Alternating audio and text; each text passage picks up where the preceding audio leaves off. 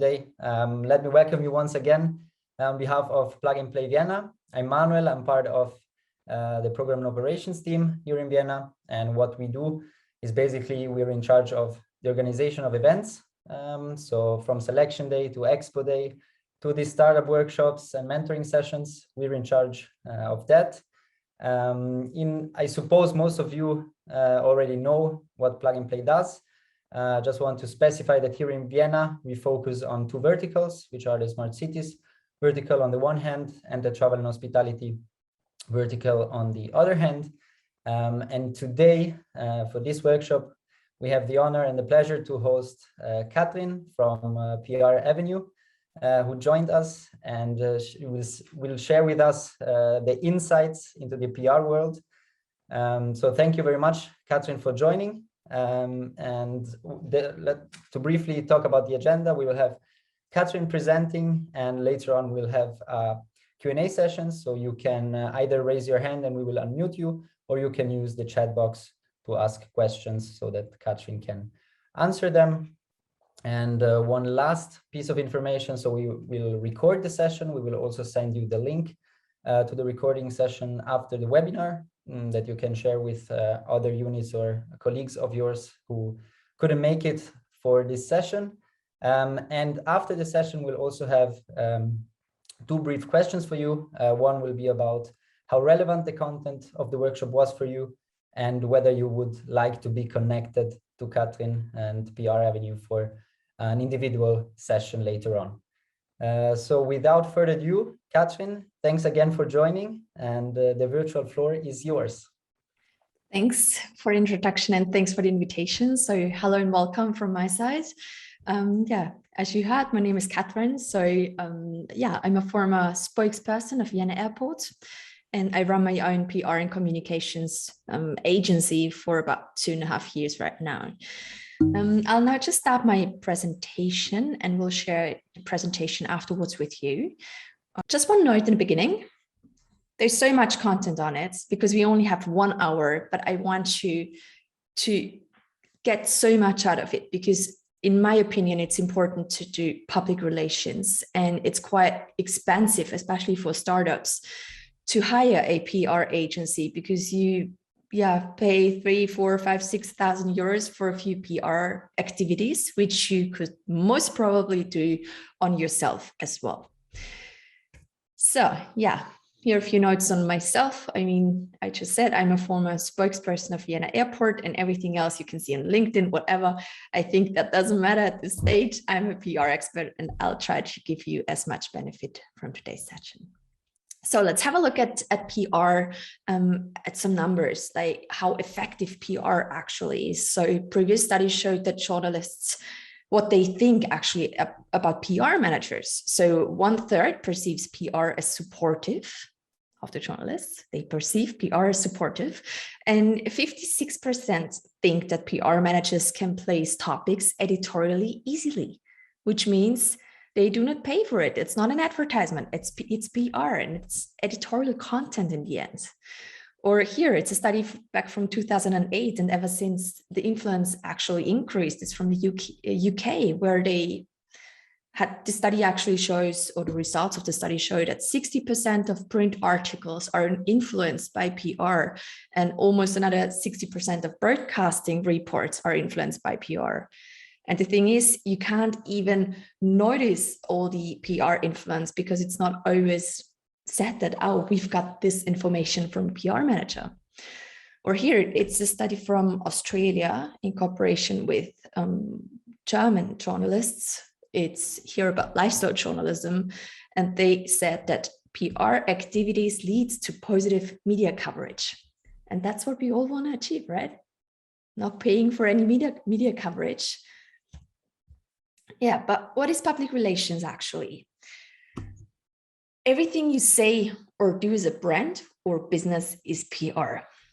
Very brief. So it's a key factor in a modern information society because we've got so many different media outlets, or we've got social media. And so there's so many communication going on nowadays. So it's crucial to do PR in a strategic way, not just like standing up in the morning and thinking like, okay, I'm going to post something on social media, but we're talking about real PR activities, because we want to build a relationship with the public. And in the public, there are our potential customers or our current customers. But whenever you want to do PR, you got to think about, who do I actually want to talk to? Who do I want to get in interaction with? You probably all defined your target group already because you all run at startups, so you know who your target group is. But it's the same with PR. You got to know, what media outlets does your target group actually follow? And to figure that out, you should make use of stakeholder management. We're not going to do this exercise right now, but you can do it afterwards. So define your stakeholders, just take pen and paper, write them down, even if those stakeholders have only little interest. Yeah. So what I want you to do afterwards, as soon as you have listed them all, and it's probably 25 to 40 stakeholders, when you really think about it, then I want you to put them in a stakeholder square. And here we've got the company in the middle, then we've got the firsts, seconds, and thirds, as on LinkedIn. We're all familiar with LinkedIn, right? So the firsts are those stakeholders that have a very high interest in your company, in your products, and your services, and so forth. So try to categorize them in order to know how close you want to talk to them, or how close you want to be with them, or how interactive you want to be with them. So here you've got this exercise for afterwards as well. So categorize your stakeholders. And then in the third step, we've got the Stakeholder Matrix. You probably all heard about that one. We've got power on the left side and we've got interest on the right side. And now categorize them, put them in the 4 squares you can see. And depending on how much power and how much interest the stakeholder has, you may want to keep him satisfied for a good neighborhood, or in the left bottom, we see just monitor and involve if necessary. So it totally depends who the stakeholders are. But your clients are probably those stakeholders that are in the right upper corner, because manage them closely because they can make things happen. That's just the basis, stakeholder management for PR. But what is PR? It's a term we hear very, very often. It's super popular, even in politics. But PR is a very broad field. So we've got corporate publishing, internal communications, media relations, and so forth. You can see it's all listed here. And PR is very often used as a synonym for media relations, because media relations is crucial to almost all the other parts of PR. It's crucial to crisis communication, or to events PR, to investor relations. So media relations is actually the term we're talking about here today, but I'm using it as a synonym today. So public relations and media relations is the same. But what's the difference actually to advertising? Yeah, advertising always says we are the best. Our company is doing the best. We've got the best products, we've got the best service, so go and get our products and services. Well, in public relations, always a third party talks about your company, about your products or your services, and says, oh, these people are doing a good job, or this product is the perfect fit for whatever. So in PR, there's always a third person talking about you, which is most likely the journalist. Here are a few more differences of advertising and PR. 2 main points on that one. So advertising tries to forces actually an instant increase in sales. Why? Because advertising is very often tied to a discount. Let's say, oh, today you get 50% off, or think about all these days like Black Friday and so forth. So we really we've got like constant sales, and then we all of a sudden have this peak in sales just because of this one day or this one specific discount week. And PR doesn't do so. So in PR, we focus on long-term goals. We focus on increasing the image, and we want to shift public opinion about our company, about our products and services. So another main difference is advertisement is always paid, while PR is unpaid.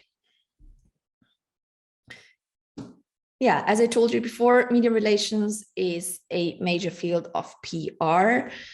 And what we want to achieve with media relations is actually to, get neutral or ideally positive media coverage. How do we do this? We've got three main activities. So first of all, we want to make information available to journalists. We want to support them in their daily job. So we want to offer them photos, news stories, facts. So everything we offer them has to be true. So never ever lie to journalists. Second, we want to create and distribute PR materials, for instance, as press releases. It's a very traditional tool, but still very popular and useful. We may have advertorials, which is a mix of PR and advertisements. I'll explain you that part a little bit later, because I think this could be useful for you too, because it's not that expensive as advertisements. And we may have events going on. And the third main activity is we want to create and maintain online platforms, for instance, corporate publishing tools such as a blog or social media. So that could help to raise awareness, even in regards to journalists as well. Yeah, but we actually need to understand journalists or journalism in general. Like, what is actually journalism and how do journalists think? How do they work? So journalism is the fourth estate in democracy. So they actually kind of the watchdogs over economics and politics and all these like hard news departments. But even if you look at the soft news departments as lifestyle tourism, lifestyle journalism, like tourism or food and beverages or technology, these are all these classical soft news departments. And even there, journalism wants to act as a fourth estate of democracy. They want to report very objective and balanced, which we all know is very, very hard, because imagine you would be a journalist and you want to report on, let's say, it's a new study that has been presented now, and you want to talk to an expert. And now you've got like 10 experts in this field, and you need to choose one or two you will conduct the interview with. So it's a very subjective decision which interview partner you'll go with, right? So that's where we lose actually the first part of objectivity in journalism. However, news organizations or media outlets and journalists have their standards and norms. And as you can imagine, they vary a lot. I mean, we've got these high quality newspapers, then we've got boulevard media. So standards and norms, they exist, but they vary a lot. But the journalists, they all share three values, and these are news value, relevance, and timeliness. These three things always have to be met in order to find something on media. So what does this mean? The news value on your story, there has to be something new, something interesting to the target group of this specific media outlet. So I always think about, try to be the journalist. If you prepare a PR activity, you need to think as the journalist would do. Who is my target group? Who is my reader or my listener? So who is the media recipient in the end?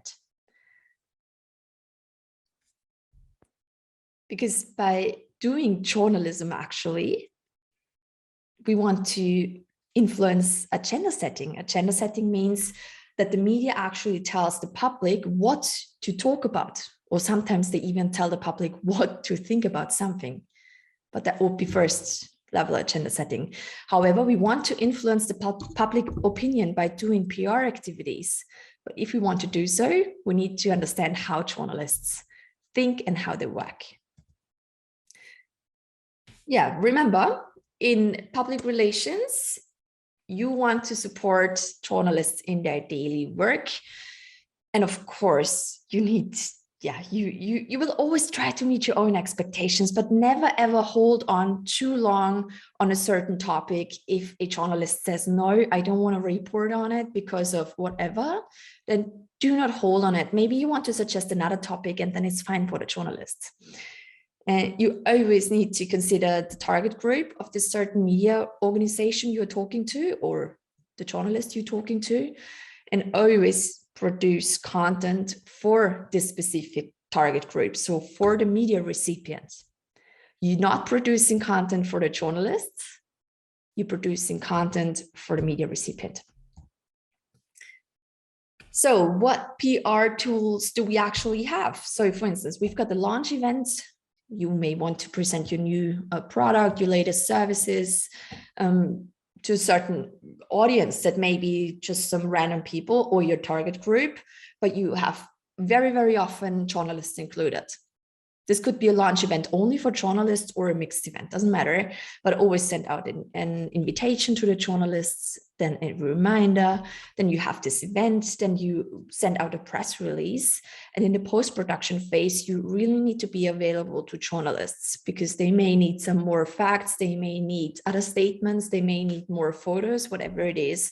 So always make sure after PR activities, you need to be available to them. This actually is important to all kind of PR tools, not just to launch events. We've got interviews.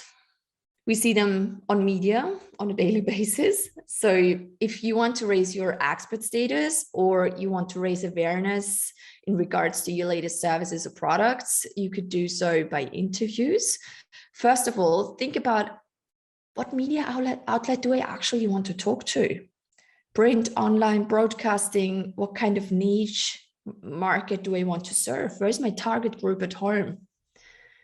And then, try to reach these certain journalists and talk to them, tell them your story and offer them an exclusive interview. So you need to do storytelling. Then define your key messages, because you talk to the journalist and tell your story to the journalist. And if this journalist says, yeah, I'm fine, hey, we're going to do an interview, that sounds good, really interested in the story, then sit down and define your key messages, because otherwise you probably start talking and get from one to another thing. And it's going to be a huge story. And in the end, the journalist picks some statements, but make sure you define the key messages you really want to get through to your target audience. And last but not least, it's quite important to have some media training, because especially if it's a very critical topic, journalists tend to put you some words into your mouth. So they want to make sure to hear a certain answer because they may have certain thoughts about your service or product already.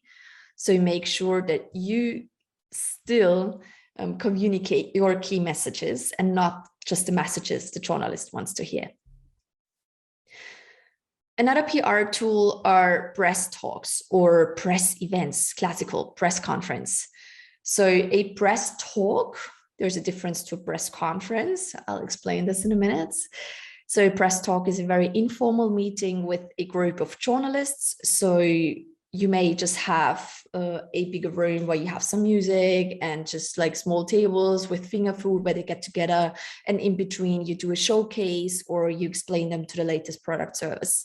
So whatever it is, but it's very informal. Yeah, so there's no seated setting. It's more like a networking event. Yeah, think of a networking event. And whatever event we actually do, if it's specifically for journalists, we always start on time. That's important because journalists have a very, very tough schedule. So if you say we start at 9 a.m., then start at 9 a.m. or latest 9:01. Because they probably gonna be away after an hour because they need to go back to produce their stories.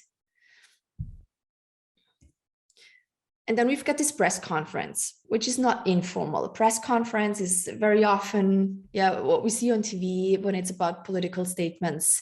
So you've got this one speaker or two or three speakers in front, and then you've got a row of tables with speakers. You've got all the name badges of the speakers. and in front of the speakers is the audience, and most of the time they just seated. So yeah, I mean, if you have like broadcasting teams there, they just film, they stand, of course, but most of them just sit and take notes. And after half an hour or 45 minutes, however long the press conference takes, they just move on, or they make just, one, two detailed interviews or have few questions, and then they leave the conference. So it's not really a networking event. It's more like getting new statements, getting the latest news on this topic, and then they just leave. And always make, whenever it's, we have a question, hold on. So which is the real difference between a launch event for journalists or only a press talk event? Yeah, if we have a launch event, we very often invite other people as well, like the target group or corporate partners or whoever it is. So could vary a lot. So it could be actually big events, but then I have my group of journalists. So there's one person dedicated taking care of the journalists. And a launch event could be for journalists only as well, but then it's very close to a press talk, because at a press talk, you can offer this like experience as well, because at a launch event, you're most likely to offer this experience, whatever it is, like the service you're just launching or the product you're launching. People can often try this product or service at a launch event. And that's what you could do at the press talk as well. So if you're launching a new product, then yeah, just let the journalists try it. I hope that's clear. Mm-hmm. Yeah, but whatever kind of PR event it is, doesn't matter if it's press conference, press talk, or launch event, make sure to offer them proper information. So you may want to have a press release, which you send out later, but you've got it printed out for those journalists that are there, journalists that just came to your event. They say, okay, it's worth going there. Just provide them with a sheet, fact sheet, or with the press release, which you will send out after the events. And you may want to provide them with freebies, such as your product, for instance. If you launch a product, let them try, give them one to test, yeah, and offer them F&B. So it's always important to have some kind of F&B available for them. So here we can see how it could result. So for instance, it's German, but you do not need to understand German. Yeah, this is a daily newspaper, quality newspaper. And we see here Flughafen Wien, which is Vienna Airport. You see the big picture. And that was a press conference about current numbers. And in the end, we see a almost entire page that resulted from a press conference. Here we see what I want to achieve here. I want to show you, if you have an expert interview, you have this one person in the middle here, you see a portrait of this person, and an interview. So we have this question and answer situation, and you never know, was there a PR manager behind that story? Most likely, but we can't see that, right? That's why it's so important to offer yourself as an expert to media outlets, because very often they have never met you before. So make yourself attractive to them, because this is how it could look like if you just talk to a journalist and tell your story. Here we see another expert interview. It's about kids, but here we see there's one guy who is the expert in this field, and he is offering all the answers to the journalist's questions. And we've got an entire page in a daily newspaper that raises awareness to you as an expert, but also to your company that stands behind you. Yeah, here as well, we've got a F&B topic, or a sustainability topic, actually. And this is relevant to so many people. So make sure the journalists know about you and how you try to combat, for instance, the climate crisis, if you run a startup that tries to do so. Mm-hmm. There are a few more PR tools available to us. So we've got background discussions. This is very popular in politics, but still you could think about if you have a very, very complex product, for instance, you're developing something for the science, you may want to think about a background discussion to really explain journalists in detail what you do, what you try to achieve. But this background discussion, there are no cameras and photographers allowed, and yeah, no one is actually allowed to report on it unless you say so. So most of the time it's like, we know there's a new regulation coming out, or there's a new thing being announced, then we often have this background discussion 1 or 2 weeks prior to let the journalists know that this will happen, and that they gain or get even more information on a topic. So it's easier for them to report on this certain topic in 1 or 2 weeks. We've got this exclusive story, which is very often connected to an interview, but it's not necessarily connected to an interview. So if you want to have an exclusive story, it often ends in a very big media coverage. You often have a page or even 2 pages. You may be on the cover story. So exclusivity is always good, because nowadays, journalists want to have stories the other media outlets do not have, because it's all about clickbaiting. You probably heard about the term. So if you say, I want to have an exclusive story because I know I've got a good topic and I'd rather go with this one specific media outlet because I know my target group is reading this paper or listening to the show, then choose this specific media organization and try to get in touch with this certain journalist. Exclusive means exclusive. Yeah. So do not talk to other journalists unless the story has been published already. Afterwards, you can talk to others as well. But if you agreed on an exclusive story, it really has to be exclusive. And that means you're not going to share anything on social media before. That's what often happens to me. We've got clients, we agree on a exclusive story, and then they post something on social media 2 or 3 days before, and then it's not exclusive anymore, even if not every single journalist is following your social media accounts. But there may be 1 or 2 that do so, or maybe friends of them that share this social media post with the journalists, whoever it is. Make sure if you agree upon an exclusive story, it stays exclusive, because if you do not hold on to this journalist is probably never going to do this again with you. Here is a result of an exclusive story. Jamie Oliver, you've probably heard about him, very, very, very famous chef. He opened up 3 F&B outlets at Vienna Airport. So we did an exclusive story with 4 magazine. And yeah, you see it ended up in the cover story, and inside we had, I think 4 or 6 pages, no, 4 pages. Yeah, so cover story and then 4 pages with an interview. So we invited no other journalists, only this one guy from 4 magazine. And we see, yeah, it turned out to be a very good article, very, very prominent if you're on a cover story. I told you before, there's this kind of advertorial. Yeah, advertorial is a mix of advertisements and public relations. So an advertorial always appears as an editorial work. It's not this like, today it's 50%, go and get our product right now, get this bargain. No, it's more like placing an interview or placing some facts, some data you want your target group to know. Then you could say, okay, I'll do an advertorial. Yeah, media organizations actually have to mark these stories accordingly. So very often you read paid report, paid advertising, or advertisements, but still this entire article looks like an editorial work.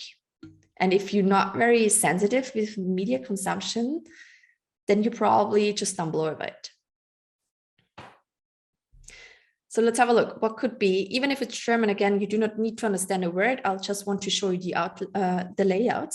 So on the top, we see editorial work as we used it. And at the bottom, we have, an advertorial. And where can we see this? in the corner of this bottom article, it says Anzeige, which means advertorial or advertisements.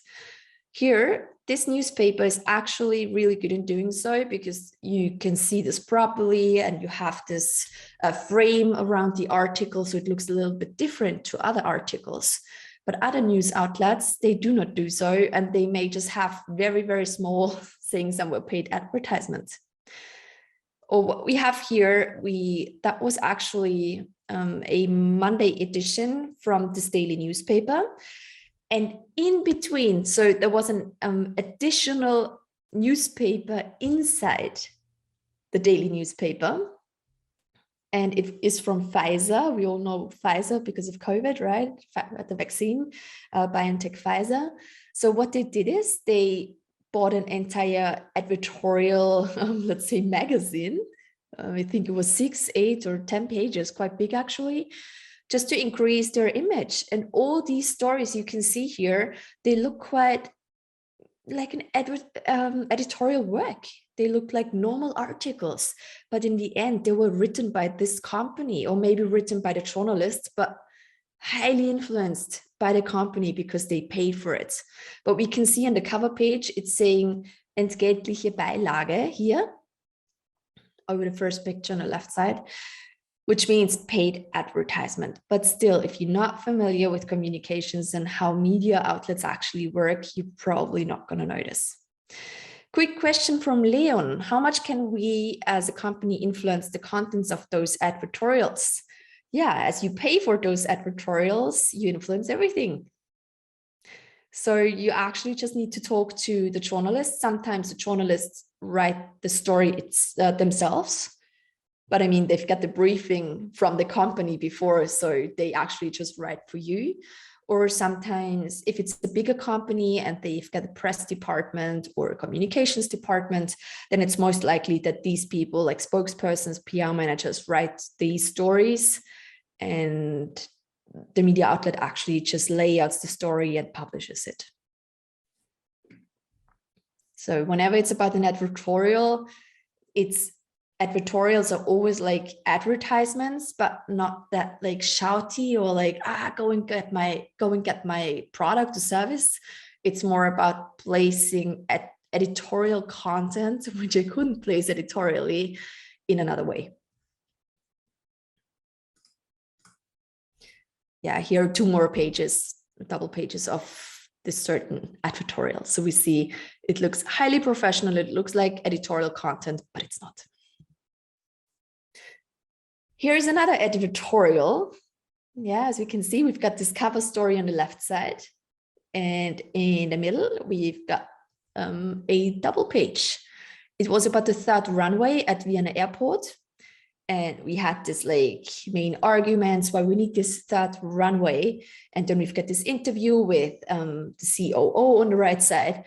And over the COO, it says bezahlte Anzeige, so paid advertisement. Yeah, so but this is the only notice you have on these 2 pages that this is actually not an editorial content. This was written by me personally. Yeah, so here we see if you pay for it, you can get into media, even if it doesn't look like classical advertisements. Yeah, but we've got other tools which end up in media coverage without paying for it. And this is called press release. You probably have heard about a press release. It's one of the oldest traditional PR tools we have, but we still use it. It's super useful. So what you want to achieve with the press release is you send it out to a certain number of journalists, mostly very broad. So you sometimes send it to 100 or even 150 journalists. And by a press release, you want to answer all WH questions. So where, when, why, who, what, and how. And remember what I told you in the beginning. If you send out a press release, this one should be written as you would be the journalist. Because what do we actually want to achieve? We send it out to the journalists and we want to support this person in their daily work. So to save them time. So ideally, this journalist just takes your press release and publishes it, or parts of it. Very often it's not the entire press release being published. Very often it's only a few parts or statements being taken out from the press release. And remember, it's always about the news value, relevance, and timeliness. Yeah, so when you write this press release, it's important to be objective, balanced. Yeah, so do not talk about, oh, we are the best, and all these like phrases you would use in marketing. Make sure you are the journalists and try to write it this way. I know it's not easy in the beginning, but write your first text and go over it over and over again, and maybe let someone else read it who is not involved in your company, and ask, is it too positive? Is it too marketing like? Yeah, so, and then just rewrite it, adjust it. How does a press release actually look like? We always have the same structure to make it easier for journalists. So we've got the title, which is always a bit bigger. Then we've got the subtitle to support the title, but always make clear that the title actually could stand by itself. If it's a very complex topic, then it's, yeah, of course, go for a subtitle, but ideally you just have this title and it stands for itself and everyone knows what it is about. Then we've got the lead text. Lead text is more or less an executive summary. So I always write this part in the very end, because then I know what I was talking about. And then in the end, I write this executive summary, which is in the very beginning of the press release. Why do we write this executive summary? Very often we can't manage to get this entire press release being published, but it doesn't matter, because I mean, an online news department has more space because it's online to publish this entire press release, but a print or newspaper or broadcasting, they do not have so much space available, for instance, or time if we talk about broadcasting. So they may, if we talk about the daily newspaper, they often just have like a little corner left in the layout for you. So then they use this executive summary, which is maybe like 4 to 7 lines. And that's fine, because this executive summary should answer all WH questions. And the further we go down in the press release, the more detailed it gets. So if we're talking, for instance, to magazines, talking about a certain topic, like a F&B magazine or an architecture magazine, a tourism magazine, they often have more space for this specific topic because they know their target group wants to know more details about this thing, about this field. So they are more likely to, publish the other parts of the press release. For instance, the subheading 1, you have a title for this certain paragraph, and then you talk about this subheading, yeah? Then you have another subheading. So make sure you always have subheadings in between, as you can see it on in newspapers or online in articles. So you just need to open newspapers and have a look how they are structured. And actually you want your press release to be structured very, very similar. Then in the end, you've got this boilerplate. The boilerplate is more or less a brief summary of your company. So what's your company doing? What's the name? Where are you from? How many employees do you have? Have you won some awards? Have you, whatever you do, yeah? So outstanding information, like basis information, like what's the company's name and what you actually do, and outstanding information, because not every journalist, heard about you, and that's absolutely fine. Even big companies, like very well-known companies, have this boilerplate, as you can offer further information that's actually not, connected to this certain topic in the press release. For instance, if you have won a new award like half a year ago, but you've never really announced it big, you may want to cover it in a boilerplate text. And in the very end, you have a press contact. Make sure that journalists receive a contact, a name, a number, and an email address. And I'm not talking about office@x .com, yeah, whatever it is. We really want to offer them one press contact, offer them one person they can call whenever they need further information, further photos, whatever it is, and be available afterwards. That's even more important. Here you have an example of a press release. So here you can even see two statements after the lead text. So here we've got the lead text, and then we've got two statements. And afterwards, you've got this normal article. The statements are often being used for shorter articles or whatever in between. Yeah, so you can choose if you use the place the statements in the text somewhere, like in the article, or if you place the statements between the lead text and then the rest of the article. Yeah, here again, if you need to write your boilerplate, roughly about 100 words. Here are a few questions you may want to answer, just to support you in writing your boilerplate. Well, and now you've got your final press release. You've written a perfect title, add statements, and you've got this entire article with your boilerplate and a press contact. And now you want to send it out. Well, but you do not have any email address available from journalists. So you need to find the right journalists, and I'll tell you in the next step how you're going to do this. But how does the final press release actually look like? So how do I send it out? Yeah, open a new email, copy and paste the entire written text into the email, and also attach a PDF document to the email. That's important because some read it on the phone, they may prefer the PDF, others prefer the email. It just takes you 1 or 2 minutes more, but it may be more convenient this or the other way for certain journalists. So you copy and paste the entire text into your email. You attach the PDF. Into the subject, you write press release and then the title of your press release, because journalists receive hundreds of emails a day and they want to know what your press release is about. And that's why the title has to be very clear and attractive for the journalists that they actually open your press release. Then ideally you attach 1 to 3 photos. Do not forget about the photo credits, because otherwise the first question of the journalist will be, what are the photo credits? Or am I actually allowed to use those pictures? And send it out to yourself. And all the journalists are in BCC. Most important thing ever. You don't want them to see how many people you send it to at the same time. We've got a question. So no intro in the email before the press release text.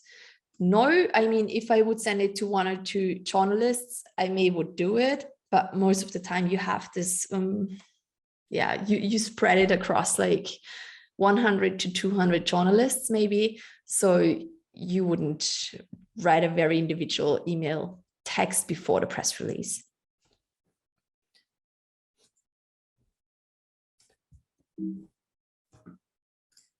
Two more questions. Okay.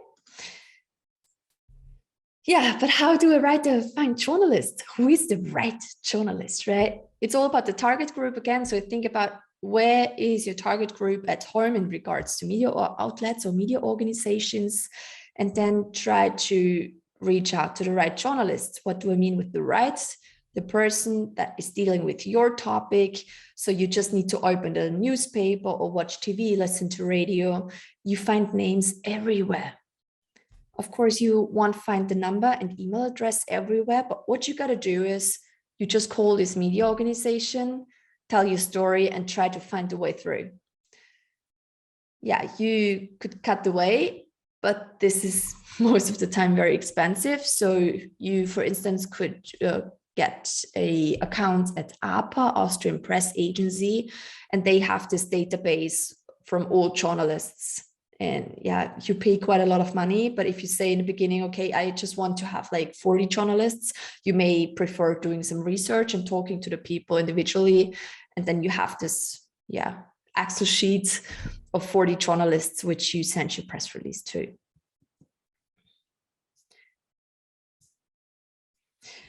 Yeah, that's just what I said. You can talk to the press agencies. they are happy to provide you, or happy, you pay for it, but they're happy to provide you with their services. For instance, the one thing is what I just mentioned, they have this database, but another thing is they offer you to send it out to a certain number of journalists. But what I really have to say is, if you talk to journalists, they like, I don't want to have the story from there because I know there's like 500 other journalists getting the same story. So I just heard 1 or 2 years ago from another startup I was working with that APA, the Austrian press agency, they had this like specific offer, like I think it was 600 euros or so for 2 or 3 press releases in the specific area. Yeah, but the thing is, if the journalists don't want to use it, that's a waste of money, you know? So you'd rather go for this database with the journalists. So you pick your own journalists out of the database. They have everything made available online. So you even find email addresses, like individual email addresses or phone numbers. So you can really contact them. But I would not suggest to go with these offerings from the press agencies that they send out your press release. We do it a lot in PR when we talk about political PR, or maybe topics being close to politics, but everything else is not necessary to go through a press agency.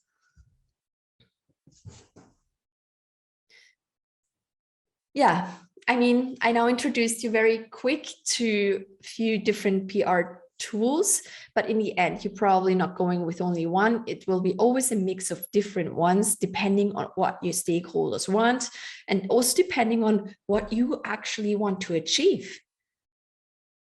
So you may have a launch event with a press release, but also have a, let's say, another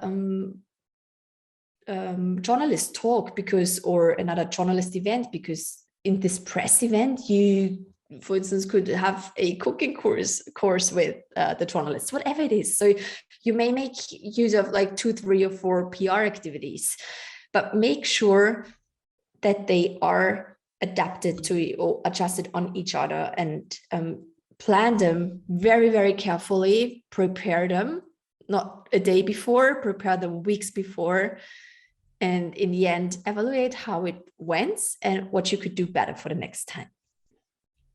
And what you could actually make use of is an editorial plan, because you're not launching a new product or service every day. Very often you just have a new story to tell, which you maybe not be aware of yet. Because very often when I'm talking to clients, it's like, do you have any new news in your company? No, we're not having news. And then you're talking to them informally, and then you just notice like, there's so many news stories because they're working on this project and they actually get a cooperation with another big corporate, whatever it is. So there's so many stories within a company people are often not aware of because they work in this environment every day.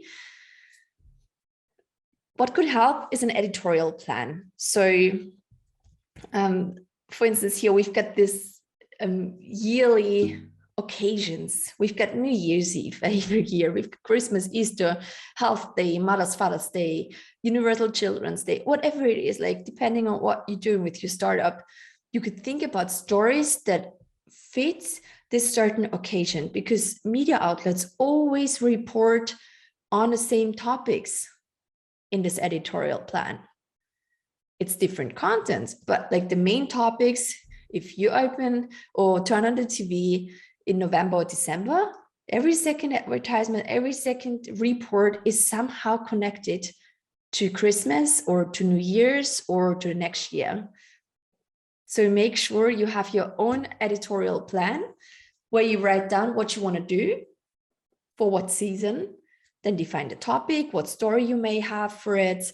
You may want to think about HR resources or even about a budget, but that's why you have to have a editorial plan, because especially when we're talking about HR resources and budget, you're probably not going to have a budget of 10,000 euro just thinking about a PR activity today and executing it tomorrow.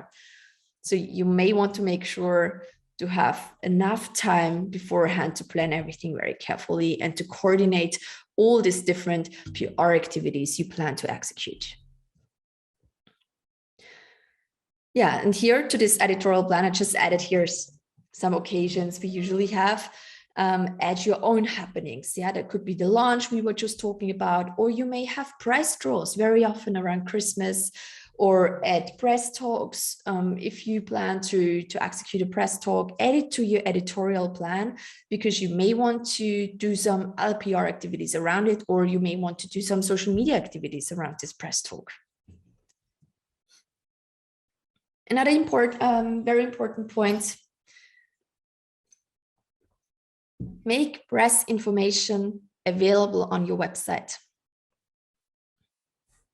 Don't be too shy to show previous media coverage on your website.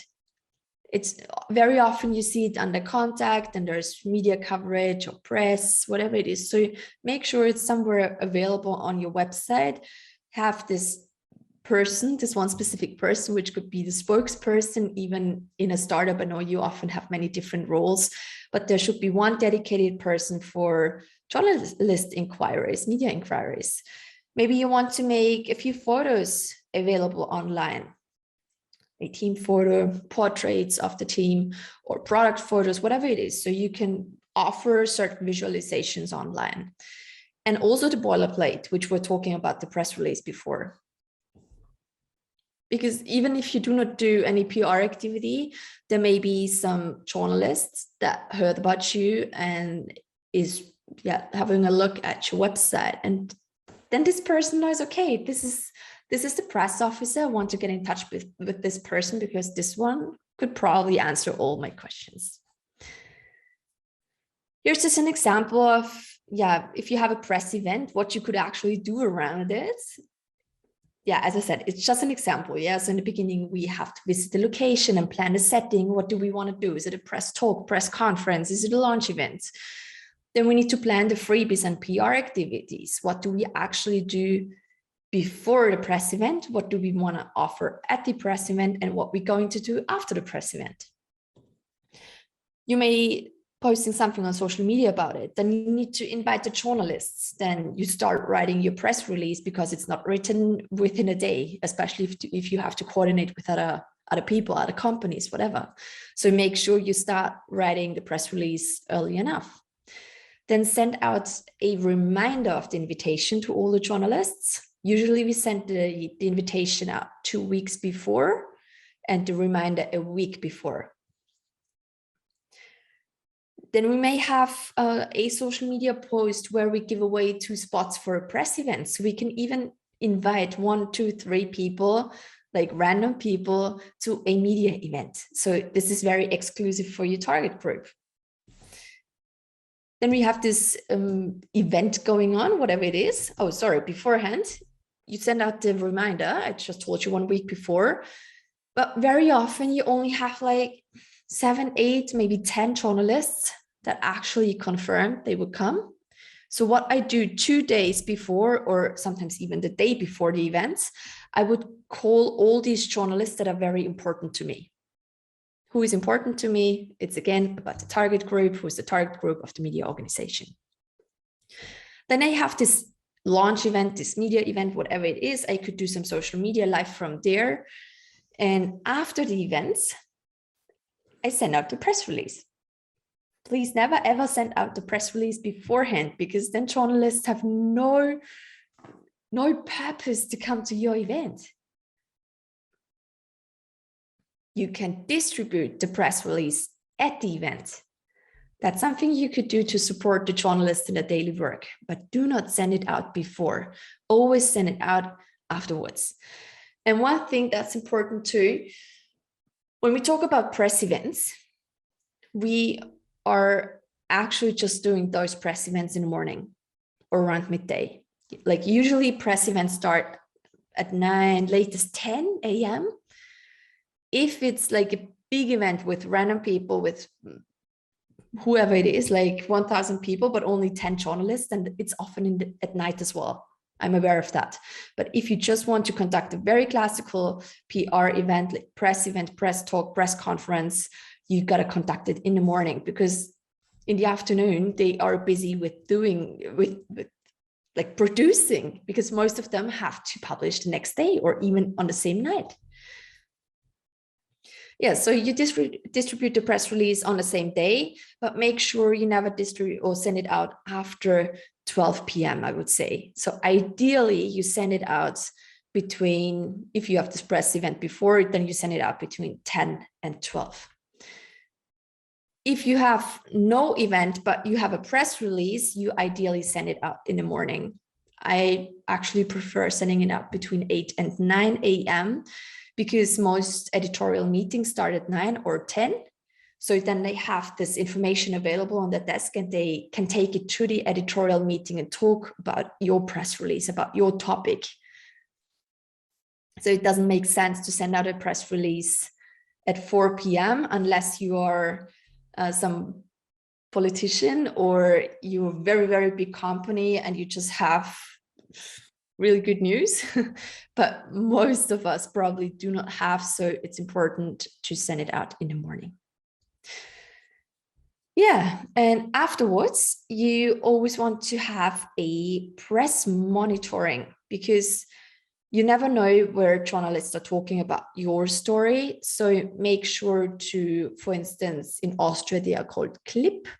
It's a company, they just screen all media outlets for you. I mean, you can choose if it's only broadcasting, print, Austria, Germany, whatever country.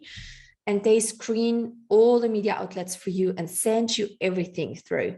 So you can collect all the media coverages you had previously, or the last month, in the last week, and then you can share this media coverage with your partners, you can share it with your investors, you can share it on your website, you can even share it on social media. So make sure that you distribute media coverage as well, because be proud of it, because if you're covered on media, then recipients think you are really good in what you do, or your company is really good at what it does.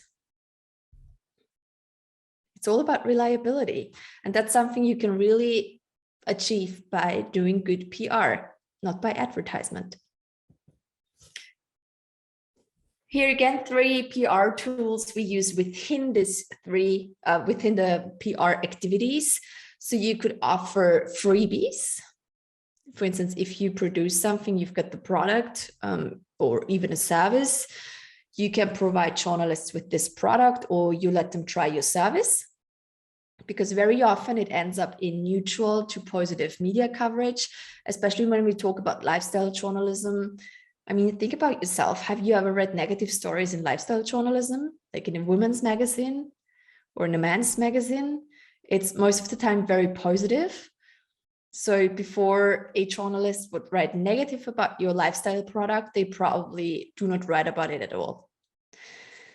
Another PR tool would be inviting them to events.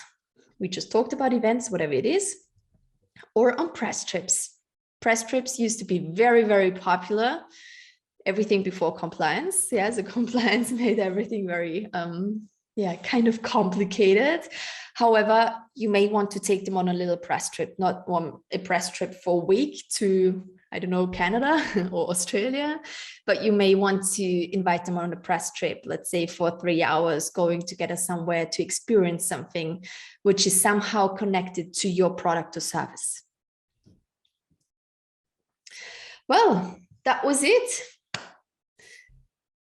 We now have 10 to 15 minutes for a Q&A session. I just want to say that was the basis of PR. I just want to support you with this basis in order that you can do PR activities by yourself. And even if it's only little PR activities in the beginning. So do you have any question?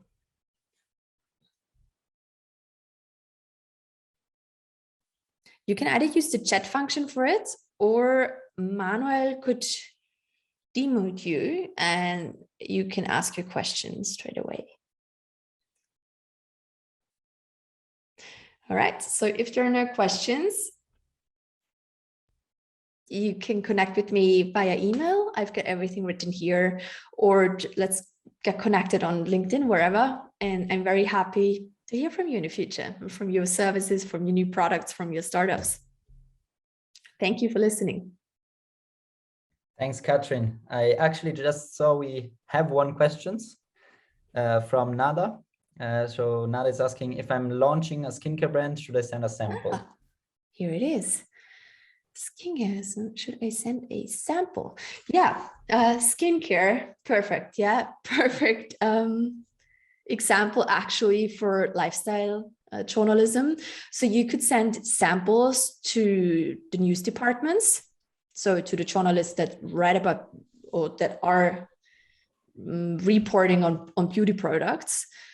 And that's one thing, you either send the samples to them or you have this launch event. So you launch this new skincare brand and you invite them all, and then you offer them like a little bag with like 3, 4, 5, whatever. Don't know how many products you have with samples, and then they take it home.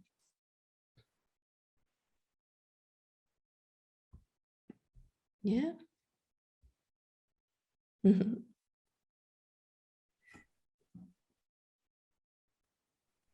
Okay. Manuel, no more questions, right? Yeah, if there's no other questions left, then I would like again to thank you very much for sharing your knowledge, Kathrin. And we really hope that this session will help you get the word out and get noticed. From my side, just 3 final remarks. On Monday, we will have another workshop organized by our colleagues in Munich together with Roche about cybersecurity. You should have gotten an invitation to the workshop already. If not, feel free to reach out. I will send my email here in the chat, so you can let us know.